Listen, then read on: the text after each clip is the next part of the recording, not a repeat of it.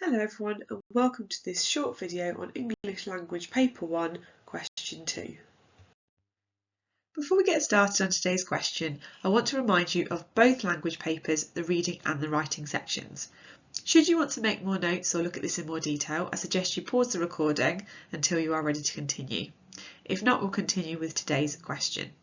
This series of videos will go through each question from the reading and writing sections of paper 1 and paper 2, so you feel super confident before sitting your exams. So for English Language Paper 1, Section A, what do I have to do? You'll be given a fiction extract from the 20th or 21st century. That means the extract comes from a story. You must respond to 4 questions based on the extract, and you have around an hour for this section. Following Section A, you'll have Section B, the writing section, which we suggest you spend about 45 minutes on in total. Therefore, an hour for the 4 reading questions, but you need to be really clear with your timings and how long you're going to take on each question to ensure that you can be successful in each. So for question 2, what do you have to do? Question 2 asks you to analyse how the writer has used language in a section of the extract, and you need to explore the effects of the writer's choices. But how should you do this? So use the section of the extract printed in your answer booklet. That means there is no reason why you go outside the lines and not get the marks you deserve. Reread the section and establish the overall mood or atmosphere. What is the writer trying to get us to think about in this section? Now look for patterns of methods which support this mood or atmosphere. Rather than picking out individual techniques or methods that you spot, how has this mood or atmosphere developed or perhaps even changed through the extract? Then aim to write 2 to 3 detailed paragraphs which comment on the writer's methods and the writer's purpose. What is the effect of these language choices? This is where you will gain the most marks. So a sample question would look like this. Look in detail at lines 32 to 42 of the source. How does the writer use language here to describe how the narrator feels? You could include the writer's choice of words and phrases, language features and techniques, and sentence forms. And you can see here I've included a simple mark scheme. So you see the same words being used in all of our mark schemes. 0, obviously nothing is written or nothing worthy of credit. We then go through simple and limited comments, through to some attempt at commenting, through to clear comments, and detailed and perceptive comments on the effect of language. If you are simply picking out evidence or methods, you are not going to get the marks you deserve. So now I want us to have a look at an example question, okay, and how we might plan this question out. So you can see here I've got my second question for this paper. And I'm going to read the whole thing through and then I'm going to look for the important information. So look in detail at lines 32 to 42 of the source. How does the writer use language here to describe how the narrator feels? You could include the writer's choice of words and phrases, language features and techniques, and sentence forms. Now, if you've watched my previous video, I like to make sure that I've gone through a little strategy to make sure that I've got all the correct information. So the first thing I want to do is box my command word or words. Now for English it's often the word how, and for this particular question or this sort of style of questions I like to also look at the word language because, for example, in your literature exams it could be a range of different methods you use. For question 3 in this paper we know that's going to say structure, so I want to make sure I've got my clear focus. And I know with how I would like to include evidence, I need to think about methods. So then I want to underline the topic. Okay, so again, I want to be really specific here because sometimes it can be quite broad, sometimes there's something quite narrow. So I'm looking for language to describe how the narrator feels. And I think it's really important we think about the word feels because it's not just saying who the narrator is or their description of their character, it's about their feelings. And if I have anything that doesn't fit that particular box, I'm not going to get the marks that I deserve. And then you will know that I go back and just double check what other information there is. Now there's quite a lot of information here that I need to know. So the first thing I would double check is the lines of the source that I'm allowed to use. Now most of you will use your reprinted section in the answer booklet, but it's a really good habit to get into to just to double check where it is you're going to be looking for. I've got most of the information I think I'm going to need here. I always want to think about the writer and the importance of the writer and their methods. And then for this question I have some bullet points. Now it says you could include the writer's choice, and for some of your other subjects I think when there's bullet points you have to use them to collect the marks. It's not always the case here with your language questions. So words and phrases, 100%. Picking out that individual kind of single word or short phrase analysis in your language choices is absolutely perfect. Absolutely looking at features and techniques. Now that doesn't mean there's going to be a simile, a metaphor, a piece of personification in every text you do, but we also don't want you to be worrying about learning lots of kind of really long lists of terminology, because it's what you do with the effect that's important. But yes, we could include those. Now sentence forms, for me personally, I would get rid of this bullet point. And some of your teachers might say that you need to include a section on this, but for me personally, after marking this for a few years, you can definitely get 8 marks, so full marks, without looking at sentence forms. And we often find that students' comments on sentence forms are really vague, they don't really have much detail to them, they're not even particularly clear. So if we're looking to get at least clear on our mark scheme, those sentence forms comments won't lose you any marks, but we know how quick this question is, it's not going to gain you the marks you deserve. So for me personally, unless you've got something really specific that you want to say about sentence forms, or perhaps something that's going to develop a comment you've already made about a language feature, I would avoid those sentence forms. So now I've looked at the question, I know exactly what it is I'm going to be looking for when I go back to the extract.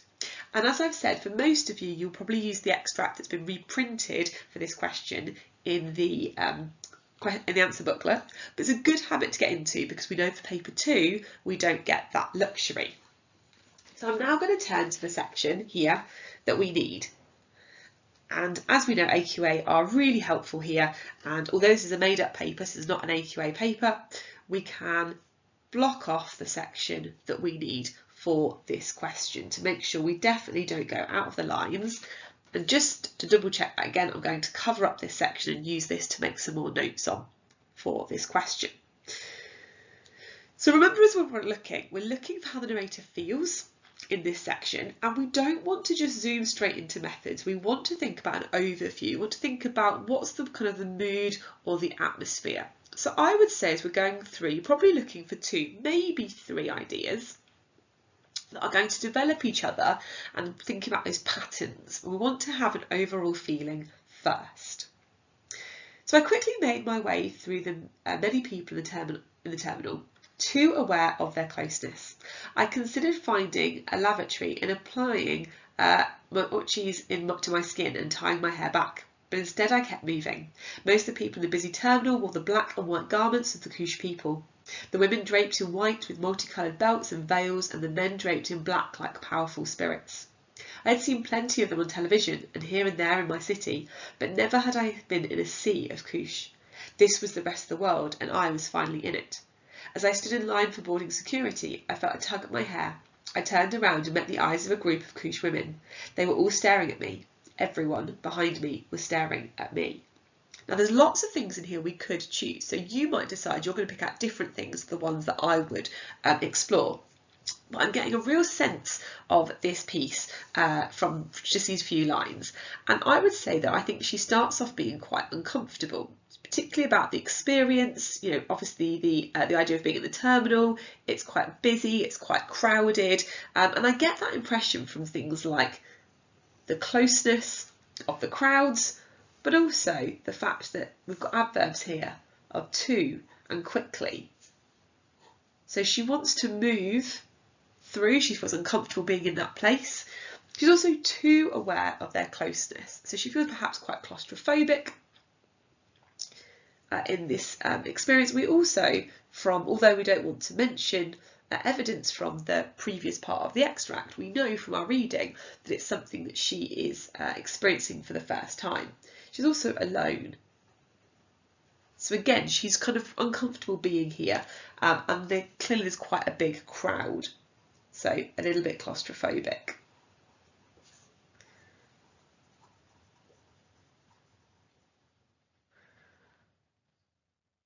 So there, claustrophobic, alone, uncomfortable, and she feels perhaps quite kind of trapped. She's very aware of what's going on. It's also a very new experience for her. So she's not, she's not been through this before. She's not somebody who's used to going through these terminals. As we move through, I can see there's quite a lot of description about some of these couche people, and while the description itself perhaps isn't particularly useful to me, it does make me think about the fact that she's focused in on the kinds of people in the crowd. So we start off with it being very crowded and just people, and the way she feels, but also then perhaps a little bit overwhelmed with who it is in the crowd. And although we might, from our knowledge of this extract, it's just the extract, know who the couche people are, we feel that she feels kind of perhaps they're quite superior, that she feels that she's beneath them, and then actually she feels quite overwhelmed. She talks about the fact that she'd only seen them on television, again, here and there in my city. So she's not used to seeing these particular people, and perhaps from this idea of television we might get the impression, and again we are kind of making an assumption, we're using that kind of tentative language of might, suggest that they are superior to her. It's obviously a group of people that she doesn't belong to.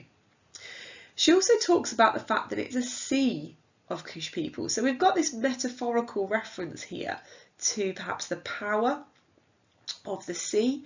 If you've ever been in a crowd of people where you don't feel you can move by yourself, you're kind of being pushed and pulled by that group of people. So it's almost like a tidal wave. It's full of power, of strength. It's quite forceful.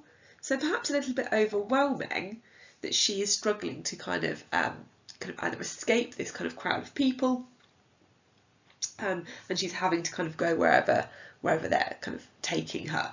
So I think she's quite overwhelmed here. So I'm going to use that as my second kind of idea. And again, it's not completely random.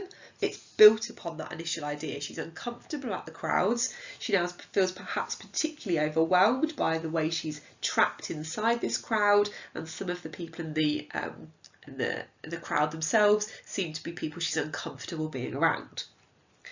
As we then move on then to the final section, we have got here, again, I want to develop this perhaps further. Now, I might not get time to write about all three ideas, but I want to give myself an overview so I can almost write like a little thesis statement. It won't be a whole statement like we might do for our literature essays, because it's only an 8-mark question, but just give you an overview before I delve into and start to unpack some of these ideas.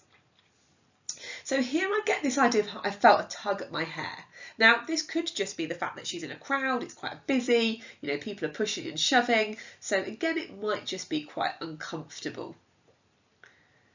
But when we then look to the fact that she turns round and there's a group of these women and she seems very othered by them, they were all staring. Everyone was staring at me. We've kind of got this contrast here between everybody else, or what she perceives to be everybody else, and then herself. So I think here I feel personally she feels a little othered. She feels very different. We've got an element of that from when we look back and we see that she sees them as being on television and perhaps superior to her, and now she feels quite uncomfortable again when she is faced with these women. So here I might want to think about the fact that she met their eyes. So lots of people find our kind of eye contact quite uncomfortable. But also I like the fact here, or I find it quite interesting, that she's got the they and the everyone, particularly everyone being italicised here. So with they, we've got our third person plural. And with everyone here, we've kind of got this almost like a collective, haven't we? Pronoun here of everyone kind of bundled in together, in contrast to herself. That's that first person of me, and obviously throughout this she uses I compared to the rest of the people. So versus that first person of I and me. We've also then got the fact that we have some repetition here, so I really like this last sentence because we have staring as a verb that is being repeated. Staring often is seen as something quite rude, to stare at somebody, but also she feels again uncomfortable. the fact that everyone seems to be staring at her and that she seems to be the centre of attention, but she doesn't want to be. Now, we as a reader don't yet know why she's being stared at or why they seem to have picked her out of the crowd, but we get the impression as we're reading through that perhaps, again, she is inferior, or she doesn't feel as if she deserves to be there. And this all goes back to the fact that she's never been in this kind of situation before and that she feels quite uncomfortable. So we've now planned our idea. Now at this point you've got two options. You could pause the video, have a go at writing your own. In the next section of the video there is going to be a mark scheme and a model answer you could look at. Or you might want to carry on with the rest of the video, look at the model response with the mark scheme and then use that to form your own idea afterwards. So hopefully at this point you either pause the video to go away and write your own example and you want to now look at a model and the mark scheme, or perhaps you come straight to this section for a model answer before you start having a go at writing your own. So you can see I've already put up the mark scheme for you and we are looking at that kind of terminology that we have in every single section of the mark scheme. So simple and limited, some attempt, clear and detailed and perceptive, and we want to aim for minimum of clear. Obviously lots of you will also be looking for the top band as well, but we need to look at the fact it's commenting on the effect of language. So it's not just the evidence we've included or the use of terminology we've included, but what comments are we making. And we talked when we planned this about the overall impression, the mood we get from the extract, and we looked at looking at those patterns and developing a response that kind of weaves all the way through that line of argument rather than just 2 or 3 random methods. So hopefully you will see this in the model answer I'm about to share with you. Okorafor gives the reader the impression that Binti is uncomfortable travelling through the terminal, a new experience which she is doing alone. Okorafor suggests that Binti feels trapped by the large crowds, claustrophobic due to the closeness of the people, and othered by the looks she receives from the Koosh women around her. Okorafor uses the adverbs in quickly and too aware of their closeness to imply that this experience was making Binti feel uncomfortable by those around her. At first it seems that the sheer volume of people in the terminal is what causes the discomfort. She seems highly alert to everything going on around her and on this unfamiliar setting and is experiencing sensory overload. As the extract develops, the source of her discomfort shifts from just the large crowds to a more specific focus on those within the crowd. Binti continues to make references to the sea of Kush people around her, who she had only really seen before on television, which gives the reader the sense that Binti regards the Kush people as superior to her. The men are referred to as powerful spirits, and the added use of the metaphorical sea further connotes power, a forceful strength, and Binti's inability to get out of the tide of Kush people sweeping her through the terminal. By the end of the extract, Binti's discomfort heightens when she realises that they are all staring at her. Okorafor repeats the phrases to emphasise how different she feels compared to the Koosh women. The third personal pronoun of they and the indefinite pronoun of everyone further develops the contrast to the first person I and me, which distances Binti from the rest of the crowd. The repeated verb staring makes Binti feel singled out and like she is the centre of attention, but not for positive reasons. She has just felt her hair pulled. A reader might infer that this was a tormenting action by the superior women. Overall, Binti feels uncomfortable, overwhelmed and othered by the experience in the terminal. So you can see here we have got a little bit of an overview, possibly slightly longer, but it's given us a bit of a thesis almost of what we're going to explore. We have worked through 3 paragraphs. You might only get time to do 2 in the time you are writing, where we have looked at really judicious quotations, some single words or some really short phrases.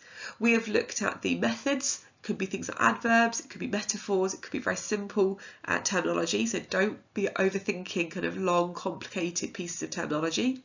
And we've said, what is the effect? How does the narrator feel, which was part of the question, as we move our way through the extract? Now, I personally choose to do it in a chronological order, so I can see how that mood or that atmosphere builds or develops in some way.